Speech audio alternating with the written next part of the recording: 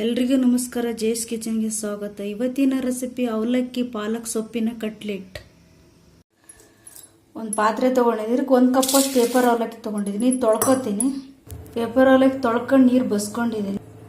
ಇದಕ್ಕೆ ಪಾಲಕ್ ಸೊಪ್ಪು ಹಾಕ್ತಾ ಇದ್ದೀನಿ. ಚಿಕ್ಕ ಕಟ್ಟಷ್ಟು ತೊಳ್ಕೊಂಡು ಹಾಕಿದ್ದೀನಿ ಪಾಲಕ್ ಸೊಪ್ಪು. ಈಗ ಕೊತ್ತಂಬರಿ ಸೊಪ್ಪು ಹಾಕ್ತಾ ಇದ್ದೀನಿ. ಸ್ವಲ್ಪ 1-2-3 ಸ್ಪೂನ್ ಅಷ್ಟು ತೊಳ್ಕೊಂಡು ಹೆಚ್ಕೊಂಡಿದ್ದೀನಿ.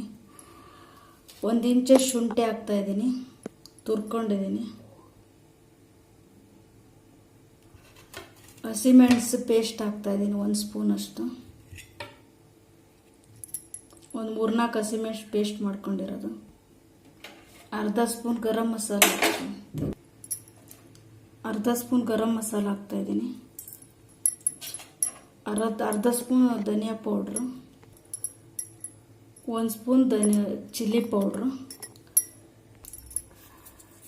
ರುಚಿಗೆ ತಕ್ಕಷ್ಟು ಉಪ್ಪು ಹಾಕ್ತಾ ಇದ್ದೀನಿ. ಇದನ್ನು ಮಿಕ್ಸ್ ಮಾಡ್ಕೊತೀನಿ. ಅರ್ಧ ಸ್ಪೂನ್ ಅರಿಶಿನ ಹಾಕ್ತಾ ಇದ್ದೀನಿ. ಇದನ್ನೆಲ್ಲ ಮಿಕ್ಸ್ ಮಾಡ್ಕೊತೀನಿ. ಮೊದಲೇ ಎಣ್ಣೆ ಬಿಸಿಗೆ ಇಟ್ಕೊಂಡಿದ್ದೀನಿ. ಈ ಕಟ್ಲೆಟ್ ಥರ ತಟ್ಟಿದ್ದೀನಿ. ಇವಾಗ ಎಣ್ಣೆಲಿ ಬಿಡ್ತಾ ಇದ್ದೀನಿ.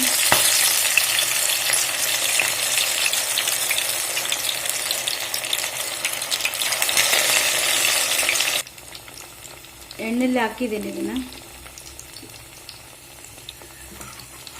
ತಿರಿ ಹಾಕ್ತಾ ಇದ್ದೀನಿ.